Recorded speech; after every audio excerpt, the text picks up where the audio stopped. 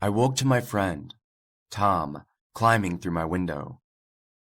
It was a summer's night, around 2 a.m., and the heat had been unbearable for days. For that reason, I had left my window open slightly to let what cool air there was filter into my bedroom while I slept. It was a scrambling, panicked noise which brought me to consciousness, and immediately, I thought someone was breaking into my house. In the darkness, I couldn't tell who it was, but as soon as I heard, "Help me," I recognized my friend's voice. After turning on the light, I pulled Tom into the room and sat him down on my old brown armchair, which had seen better days. "Close the window," he seethed, half shout, half whisper, and completely occupied by the nighttime scene outside. "Quick, turn off the light." "Why?" I asked, confused and still half dazed. "It might see us." That word, "it," sat in my mind, distilled and unearing.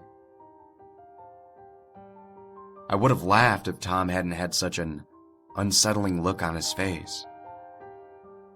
I'd never known him to be spooked by anything, and to see him so visibly shaken took me by surprise and filled me with trepidation. I turned off the light, and my eyes adapted once more to the dark. Tom sat there with his head in his hands, the room dimly lit by the streetlights outside, filtering through the blinds. "What's going on?" I said. "You won't believe me." He looked up at me. Even in the low light, I could see the sweat running down his temple. "Tom, whatever it is, it's all right." "No. You don't understand." "All right, try me," I said, and with that, he relayed his story in a hushed, wavering voice. Tom had been out that night. No surprise, really, as he always enjoyed a drink. In fact, he enjoyed it too much, and his behavior of late had been erratic at best, self-destructive at worst. He had been at the Windarm Lodge, a small old people bar near the town main street. I knew why he had been there even before he told me. His ex-girlfriend, Shelley, worked there behind the bar. A month earlier, she had broken up with him. She just couldn't take his drinking anymore. Ironic. That night, Tom had dragged a mutual friend of ours, Greg, to the lodge, under the guise of a couple games of pool and just one drink. Come midnight, as the bar was closing down, Tom had to be dragged from the bar by the manager and thrown out into the street. He had been pleading with Shelley to have a drink with him when she finished her shift. When his simple question turned into a bitter demand, he was quickly ejected. I knew what Tom was like when he had a drink in him, which was one of the reasons I refused to go out with him in the first place. He'd been increasingly argumentative and unpleasant. The breakup with Shelley had made him even worse. We were all trying to help him as best we could. I'm not painting a great picture of him, but when he was sober, he was thoughtful and a caring person, a good friend. After staggering down a couple of streets and lanes, Tom produced a flask filled with whiskey, which he carried in his pocket, and asked Greg to join him for a few more drinks on the way home. Greg refused, no doubt already having his fill, and so it wasn't long before an argument broke out between the two. Greg was just trying to help Tom up the road, but instead received drunken insults, Tom throwing around his words he'd regret in the morning. After a few minutes of verbal bashing, Greg gave up and made his own way home. Tom staggered along the road, cursing Shelley, Greg, and the rest of the world for refusing to have another drink with him. There was nothing else for it but for Tom to drink alone. As he wandered along an empty street, not far from where I live, the rain started to pour. Slight at first, then torrential. So heavy was the downpour, in fact, that he was forced to take shelter and wait for it to pass. It just so happened that the street he was on, Serling Street, had its fair share of abandoned buildings, once having housed the workers of a now defunct factory. One house in particular had an old porch which encased the front doorway on either side, and had a pointed roof, which provided just enough shelter for one drunken 20-something-year-old during a downpour. Tom climbed a small fence and staggered across the weed-filled garden to the front door. I say the front door, but in reality it had long since been broken in, no doubt rotting somewhere inside the house along unseen floorboards, roof beams, and memories. No matter how drunk my friend was, he had no intention of exploring inside. He just wanted somewhere to stay dry, and the porch would provide enough protection for that. And so we sat on the front step, angry and embittered, the rain, for the most part, being rebuffed by the porch roof above. He waited there a while, looking out across the overgrown garden to the street beyond, the rain dancing off the tarmac. It seemed clear to Tom that he was going to be there for a while longer, and so, if all else fails, drink. There he sat, taking increasingly longer slugs from the flask, which was filled with cheap whiskey, and Tom, filled with anger at the world, at Shelley, Greg, and everyone else who didn't understand. Now, Tom had a habit common to heavy drinkers. When he would get to the precipice and intoxicate most of his sober mind, he would start talking to himself. And that night, after the bar and a good portion of the flask, he began a conversation. He cursed his friends, family, and his situation. He called Shelley a whore, and beyond all else, he hated those around him for being so perfect and lecturing him on how to live his life. At least the drink wouldn't turn its back on him. That's something he always said he could rely on. The rain hadn't abated, falling with the same ferocity as it had from the start. Tom's words swallowed up by the white noise which blanketed everything around him. Finally, after another drag of the whiskey, he slumped against the cold, rotting porch frame, closed his eyes, and began to drift off to a drunken sleep. As he did so, he mumbled once more about Greg and Shelley's refusal to join him, that it was just one drink for the road. It was then that Tom felt a drip of rain make its way through the cracks above onto his forehead, and at the same time, the weight of something uncomfortable prodding into his shoulder. As he opened his eyes, he felt a warm, humid breeze flutter across his face, arid and stale, far removed from the air around him which pulsated with each sheet of rain.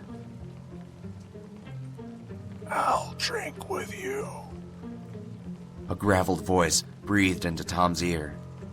He turned, startled and horrified by those words, only to be confronted by an unnatural, abhorrent face, which rested its pointed chin on his shoulder, its body poking out from the darkened doorway behind him. The face was covered in dirt and grime, as if it had spent decades underneath the earth, and had the shrouded appearance of ivory cloth pulled tightly over a withered frame, implying skeletal features beneath and showing every movement of jaw and bone. There are some sights which will sober even the most inebriated drunk, and this was one of them. Tom dived forward, falling onto the slabbed garden path, thinly concealed by weeds and soil. He screamed at the top of his voice, only to be drowned out by the torrential downpour, its million voices engulfing his lone forsaken one. Clawing at the ground, he rushed to his feet and leapt over the garden fence onto the street. Then, on into the rain, into the night, away from that house, from whatever thing had been disturbed there. Blood coursed through his veins as he fled, and his head began to ache excruciatingly from a potent cocktail of fear and alcohol. Gasping for breath, he stopped for a moment, now far away from the house at the other end of the street. He turned to look back, but it was difficult to see. The rain hurling itself into his eyes with such force that the scenery was blurred and indistinct. Slowly, he calmed and entered into a sober dialogue with himself about having drank too much and just seeing things. It was then that through the bubbling wall of rain, he saw something move. A figure, shrouded in darkness and cloth, climbed over the fence in pursuit. Tom wiped his eyes in disbelief as it began to run towards him at full speed. Panic, absolute and controlling. Tom turned, screaming, no one able to hear his pleas for help. He kept running. He left Sterling Street behind, and yet at every turn the shrouded thing from the house followed. Finally, he made it to the street where I live, and clambered through the window, hoping to be saved. I stood there in silence. He seemed so upset, so certain, that he even had me believing his story for a moment. But then, what I saw as the truth presented itself. "Tom," I said gently, "you're bone dry." "What?"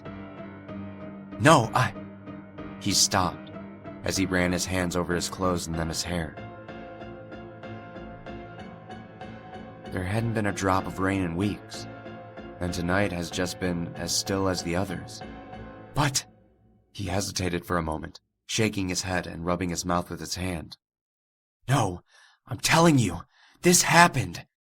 That thing is real." "Tom, you've just been drinking too much, and you probably fell asleep, and in a daze you made it here." I placed my hand on his shoulder to reassure him. "Please, let's get you home. Give me a minute to change my clothes and I'll walk you there." As I moved across the room, Tom pulled out his whiskey and took a big slug. "Maybe you're right. Maybe I just need to sleep it off." I turned to switch on the light, but before I had a chance to, Tom let out a deafening scream. I have genuinely never heard anything like it. Utter fear, complete and distraught. He leapt to his feet, opened my window in hysteria, and then fled out into the night.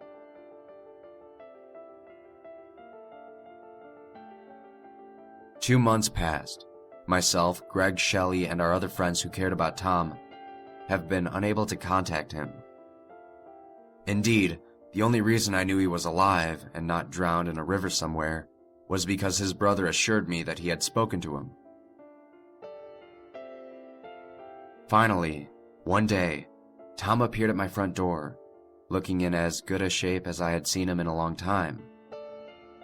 He claimed that he had in fact went through an alcohol rehabilitation program which, while he still struggled with an urge to drink, had kept him sober for several weeks. He said that the tipping point, his lowest ebb, had been on that night, when he hallucinated that thing into being on Sterling Street. Indeed, he said that for weeks, whenever he had a drink near him, the figure would appear from the darkness, following, chasing, never relenting. In the end, more than anything else, it was the fear of a mental illness taking hold, and seeing that hallucination again which made him stop drinking. I was, and am, so happy for Tom, and would hate to do anything to change his interpretation of the events. Doing so could perhaps undo his rehabilitation.